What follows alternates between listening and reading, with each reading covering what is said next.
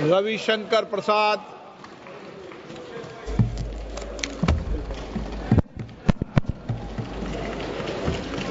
माननीय अध्यक्ष जी,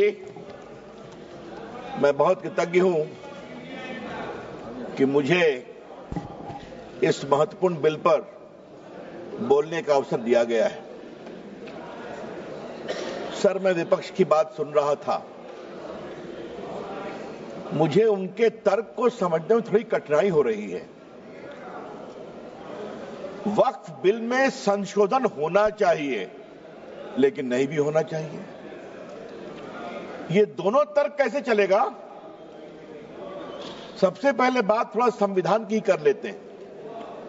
आजकल लाल किताब बहुत घूमती है। जब भी कोई विषय होता है, संविधान की लाल किताब दिखाते हैं। सर, हम संविधान की हरी किताब लेकर के आए हैं जो संसद में रखी हुई है, तो मैं इसी को दिखाऊंगा आज। सर, भारत के संविधान के मौलिक अधिकार में धारा 15 है। धारा 15 में लिखा हुआ है कि महिलाओं के साथ कोई विभेद नहीं होगा और सरकार महिलाओं के विकास के लिए कानून बना सकती है। तो अगर यह वक्फ बिल देश की खवातीनों के विकास के लिए, वक्फ में उनकी भूमिका के लिए यह कानून लाया जा रहा है, तो यह कानून गैर संवैधानिक कैसे हो गया भाई?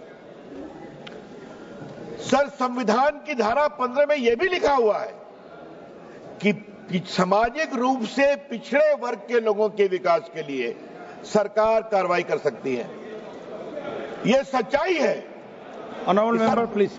मैं जिस प्रदेश से आता हूं, Honorable member, please be seated. Honorable member, sir, जरा लोगों को बैठा please be दें। seated. Honorable member, जरा बैठ जाएं। Honorable member, मैं भी आग्रह करूंगा। see the back to the chair. Please be seated.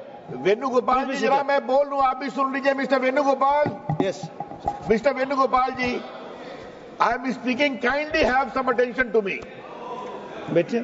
Sir, मैं ये कह रहा था कि मैं जिस प्रदेश बिहार से आता हूं, वहां बहुत सारे पिछड़े मुसलमान हैं।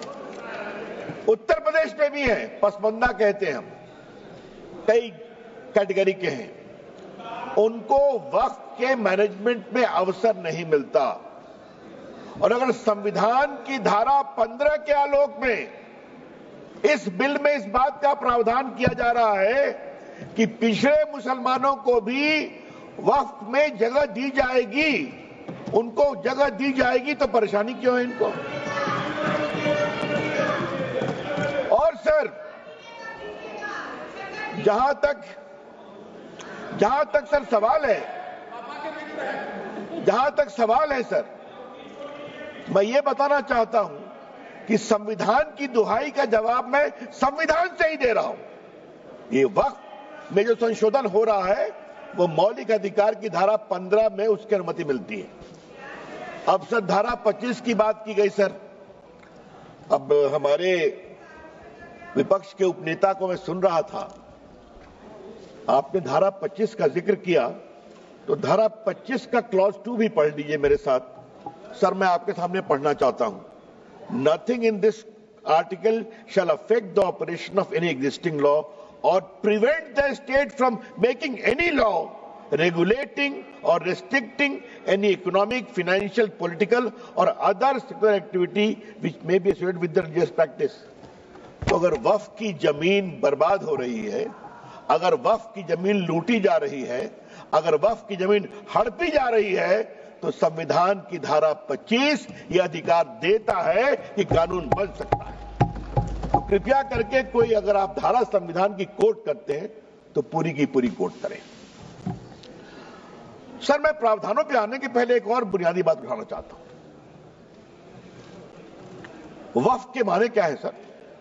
माननीय मंत्री जी ने विस्तार से बताया है। Waqf is not a religious body. Waqf is just a statutory body. वो कोई धार्मिक संस्था नहीं है, वो सिर्फ एक वैधानिक संस्था है। सर, दूसरा सवाल आएगा सर। अच्छा, आप अपने पारी का इंतजार करिए ना। You are a very eloquent speaker, I know. Wait for your turn. Sir, इसी से एक और सवाल उठता है सर, मुतवल्ली की क्या भूमिका होती है? आज मैं चाहता हूं इस बात को सदन में रखूं और सदन के माध्यम से देश में जाए। सर, मुतवल्ली को सिर्फ मैनेजर बोलते हैं सर, और ये मैं नहीं बोल रहा हूं, मैं इस्लामिक लॉ के एक बहुत बड़े scholar Mulla law of Mohammedan law, इस किताब के मैं 3 लाइन कोट करूंगा sir. Mulla principle of Mohammedan law, M Hidayatullah जो भारत के पूर्व मुख्य न्यायाधीश थे, उन्होंने इसको रिवाइज किया था सर, बहुत बड़े जूरिस्ट थे, और मैं इसके सिर्फ एक पैराग्राफ को पढ़ूंगा sir. Para 202, mutawalli, under the Mohammedan law, the moment a waqf is created, all rights property pass on the waqif and vested in the Almighty. The mutawalli has no right in the property belonging to the waqf. The property is not vested in him. He is not a trustee. He is merely a superintendent or a manager. तो मुतवल्ली साहब ये 8 लाख की property के खाली manager हैं, और क्या हो रहा है? तो क्या सरकार खामोश है? अगर वक्फ देने वाले की प्रॉपर्टी लूटी जा रही है तो क्या खामोशी चलेगी सर? ये तो नहीं चलेगी। सर, कुछ और मैं बुनियादी सवाल उठाना चाहता हूं सर इस बहस में, जो उठना चाहिए। ये 8 लाख संपत्ति है, इसमें कब्रिस्तान भी होंगे, इसमें मस्जिद भी होगी सर। आज मैं ये सवाल इस संसद के सामने उठाना चाहता हूं, कितने स्कूल बने वक्फ की संपत्ति पर, कितने अस्पताल बने वक्फ की संपत्ति पर, कितने स्किल सेंटर खुले वक्फ की संपत्ति पर, कितने अनाथालय खुले वक्फ की संपत्ति पर, कितनी बेवा विधवा बेटियों बहनों को सिखाए गए सिलाई कढ़ाई जीने का तरीका, गिनतियों पर भी आएगा सर। तो ये बार बार जो वक्फ की बात बोलते हैं, अगर आज इस कानून के द्वारा वक्फ की जमीन को रेगुलेट करके उसकी प्रॉपर्टी में फंडिंग अच्छी आए और उस जमात के लोगों के लिए इसका विश्वास बढ़े, तो इनको परेशानी क्यों होती है सर? सर, इस परेशानी की मैं वजह समझता हूं सर, और अब मैं इस परेशानी की वजह पर आ रहा हूं सर। दिल से तो कहते हैं कि हम चाहते हैं संशोधन हो, लेकिन राजनीतिक मजबूरी इनके पैर पीछे खींचती है सर। बहुत सालों से राग वही है, सुर वही है, तीखापन वही है, भाषा वही है।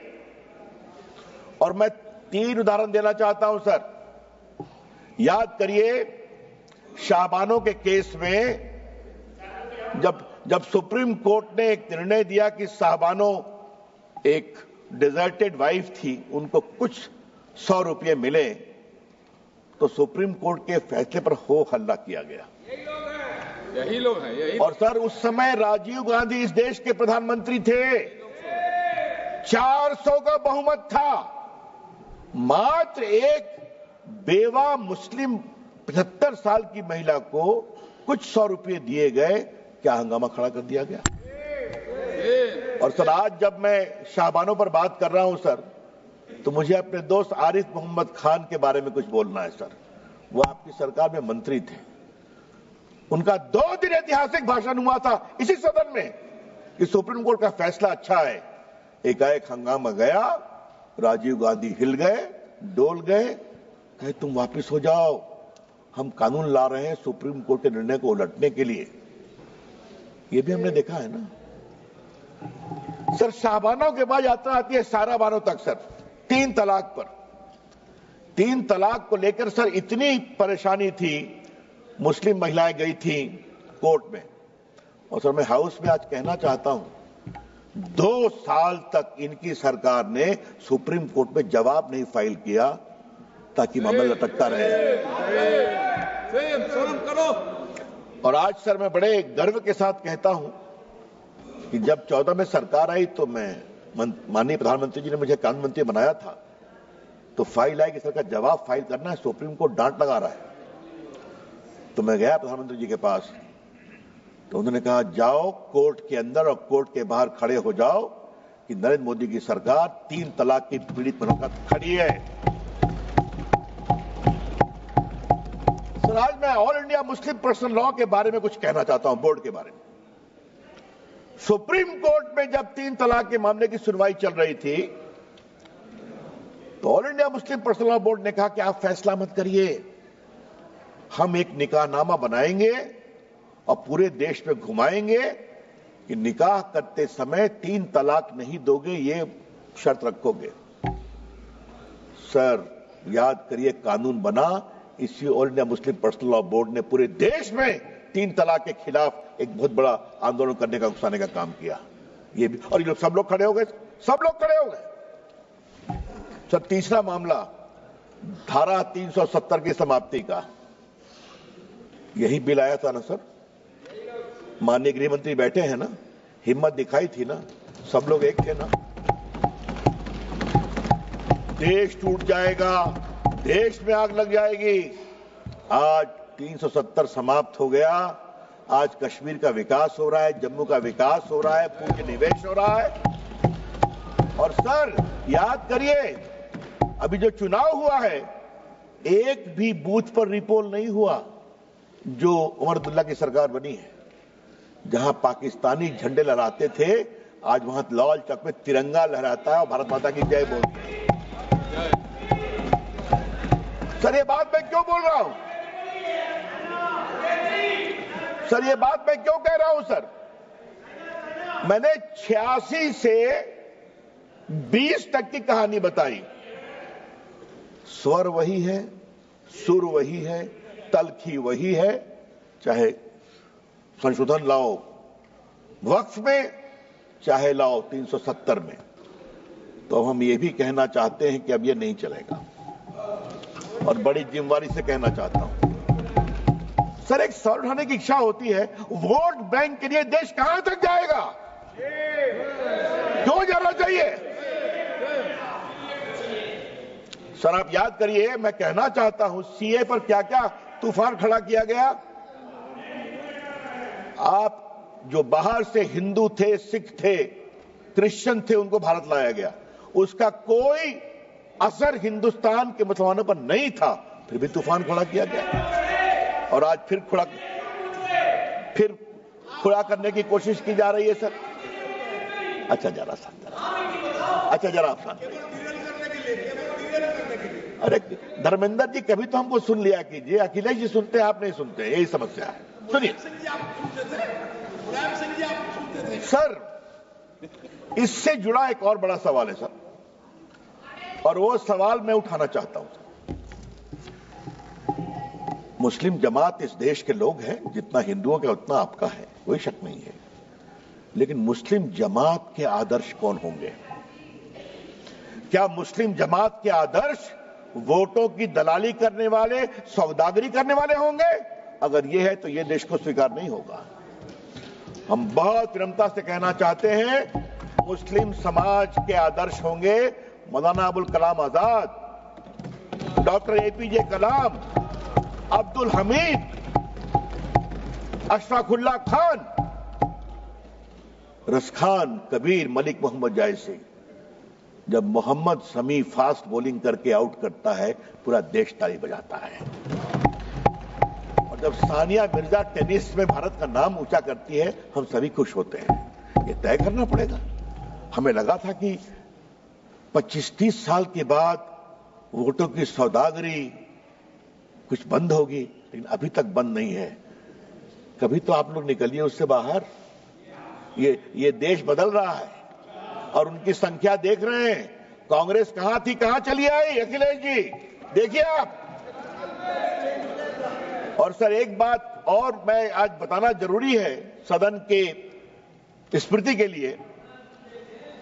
राजीव गांधी को 400 सीट मिली, शाहबानों में वो इन लोगों के सामने झुके। उसके बाद आज तक कांग्रेस को बहुमत नहीं मिला। याद करिए आप, देश की हवा कहां बह रही है, समझिए अखिलेश बाबू। और हमको आप इतना आलोचना करते हैं, नरेंद्र मोदी जी को एक बार पूर्ण बहुमत मिला, दूसरी बार पूर्ण बहुमत मिला। आप लोगों ने संविधान का कुछ मिसलीड करके धोखाधड़ी करके यूपी में कुछ गड़बड़ किया, जनता को समझ में आ गया तो हरियाणा जिता दिया, फिर आपके महाराष्ट्र जिता दिया, फिर दिल्ली जिता दिया और अब बिहार भी जिताने वाले। निश्चित रहिए आप।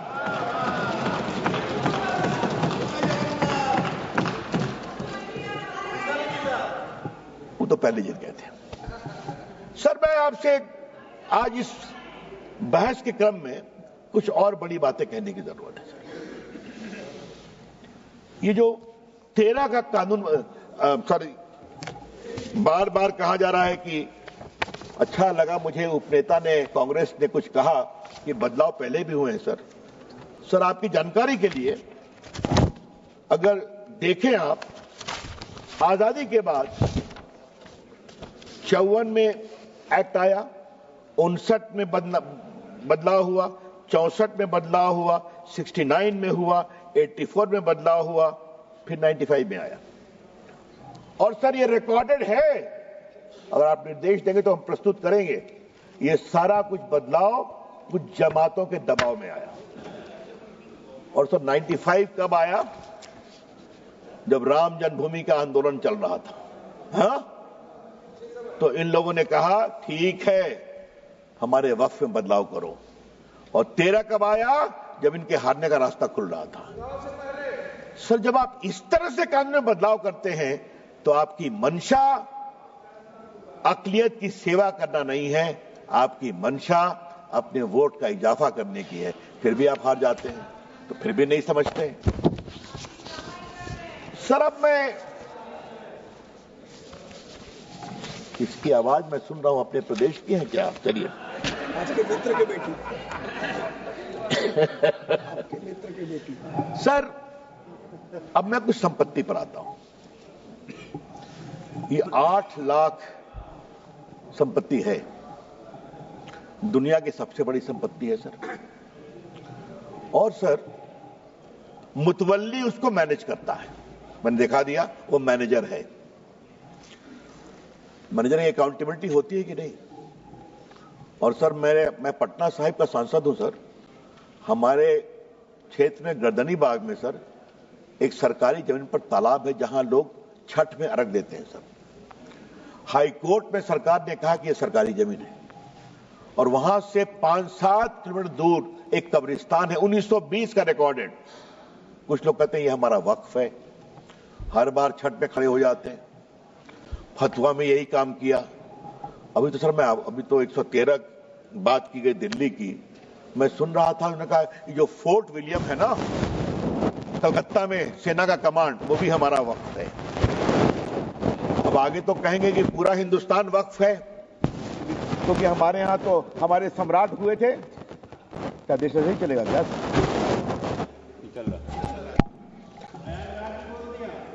अरे प्रयागराज में बोला, भोपाल में बोला, कहां नहीं बोला, मुंबई में बोला, जहां चले जाइए। सर ये देश ऐसे नहीं चलेगा। और मैं माननीय मंत्री से आग्रह करूंगा, एक बार सदन को विस्तार से बताएं जिस तरह से वक्फ का दावा किया गया, उसका दावा करने वाले कौन थे। और थोड़ा गहराई में जाएंगे, हम लोग भी देश घूमते हैं, तो मैनेजर साहब की बिल्डर से सांठगांठ हो गई और वहां पर बिल्डिंग खड़ी हो जाती है। ये सच्चाई नहीं है क्या? वक्फ इसके लिए नहीं होता है। इसलिए ये पूरा बदलाव सर जरूरी है सर। सर मैं एक बात और कहना चाहता हूं इस कानून के संदर्भ में, लेकिन उसके पहले सर हम एक बिहार के बड़े वरिष्ठ नेता को भी कोट करना चाहेंगे। और सर आपसे मैं आग्रह करूंगा, उनका नाम मैं बाद में पढ़ूंगा, लेकिन मैं चाहता हूं कि उनकी बड़ी विद्वता भरी टिप्पणी थी सर, वो सदन के सामने आनी चाहिए सर, वो बहुत जरूरी है। वो उस समय सर पार्लियामेंट में थे और उन्होंने कहा था कि पूरा लूट लिया है, पटना में भी लूट लिया है, एकदम वक्फ का कानून होना चाहिए। और सर वो नेता जो थे, जो उन्होंने ये बात कही सर, वो हमारे बिहार के पूर्व मुख्यमंत्री लालू प्रसाद जी थे। तो मेरे पास उनका कोट है, अगर आप कहेंगे तो निकाल के पढ़ दूंगा। हाँ अच्छा, हाँ अच्छा मैं लेकर दूंगा सर, किसने नहीं विरोध किया? और आज मैं विपक्ष को एक ही बात कहना चाहता हूं, कुछ तो दिल में झांकिए आप sir. I will take 5 minutes, I will conclude. कुछ तो दिल में झांकिए आप कि अगर वक्फ की संपत्ति की लूट हो हम खामोश रहें, इसको सख्त करना बहुत जरूरी है। सर एक बात उन्होंने बार बार कही कि पहले हाईकोर्ट को भी पावर था। High court did not have any direct power. High court चाहे तो कॉल फॉर कर सकता है या कोई कंप्लेन कर सकता है।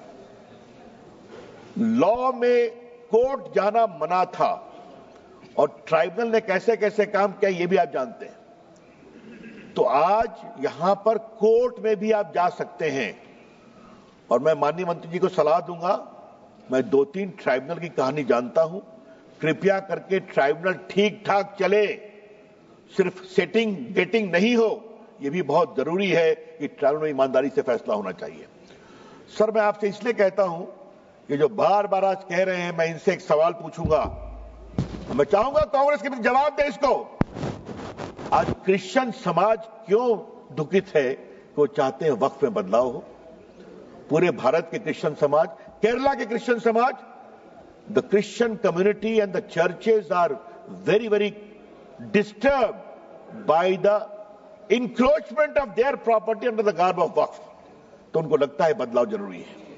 अखिलेश जी आपको भी कभी सोचना ही पड़ेगा, कभी आपको भी सोचना ही पड़ेगा। हा? जिस तरह चल रहा है, उत्तर प्रदेश में भी बहुत से क्रिश्चियंस हैं आपके लखनऊ के आसपास, मालूम है ना आपको? अच्छा चलिए सर, 2-3 बिंदु बस देके अपनी मैं बात समाप्त करूंगा सर। नंबर 1, आप इस बिल का विरोध करते हैं तो क्यों करते हैं? इसका जवाब नहीं दे रहे। और मैं चाहूंगा सब लोग मेरी बात पर जवाब दें कि आपको इस बिल से क्या परेशानी है। नंबर 2, क्या आप चाहते हैं कि वक्फ की प्रॉपर्टी हड़पने, लूटने, दलाली, बिचौलियों के बीच में रहे या गरीबों के लिए काम में आए, पसमंदा मुसलमानों के लिए काम में आए, बेटियों के लिए काम में आए? ये उसके लिए रास्ता खोलता है। और सर तीसरी बात, इस बिल में बड़े बड़े नामी गिरामी मेंबरान पार्लियामेंट, जूरिस्ट, रिटायर्ड जजेस, महिलाएं, सिविल सोसाइटी सब आके देखने वाली हैं, तो आपको शर्मिंदगी किस बात की है? सर एक बात मैं विनम्रता से कहूं, परेशानी किस बात की है? मैनेजर साहब के ऊपर कंट्रोल नहीं होना चाहिए, मुतवल्ली के ऊपर कंट्रोल नहीं होना चाहिए। तो ये नरेंद्र मोदी जी की सरकार है। इसी all India personal law board ने क्या कहा अभी,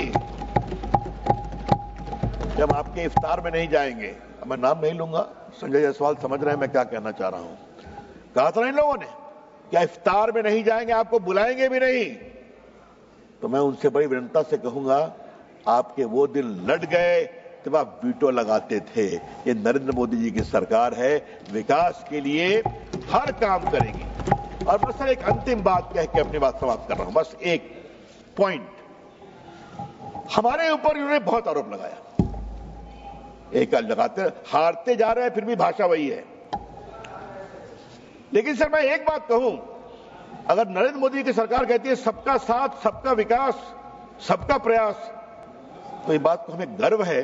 अगर गैस दिया तो क्या हिंदू मुसलमान में कोई फर्क किया? अगर शौचालय बनाया तो कहा हिंदू मुसलमान ने फर्क करना है? अगर सड़कें बनी तो क्या यह कहा कि मुस्लिम गांव से सड़क नहीं जाएगी? वोट दो या न दो, हम जब सत्ता में हैं तो पूरे हिंदुस्तान को एक नजर से देखेंगे। सर जिस प्रदेश से हम आते हैं, जहां से गिरिराज जी भी आते हैं, वहां एक बहुत बड़ा चलता है मामला सर, इनने सड़क मत बनाई, यहाँ वोट ना मिल रही है ना? ये हम नहीं करते, हम सबको एक नजर देखते हैं, वोट दो या न दो। इसलिए कभी कभी आप कुछ तो हमसे सीखिए, ये देश के हित में है सर। मैं मोदी जी का अभिनंदन करता हूं, मंत्री जी का अभिनंदन करता हूं, गृह मंत्री जी का अभिनंदन करता हूं। हम ये बदलेंगे देश के लिए, अक़लियत के लिए, खवातीनों के लिए। बहुत बहुत धन्यवाद। धन्यवाद।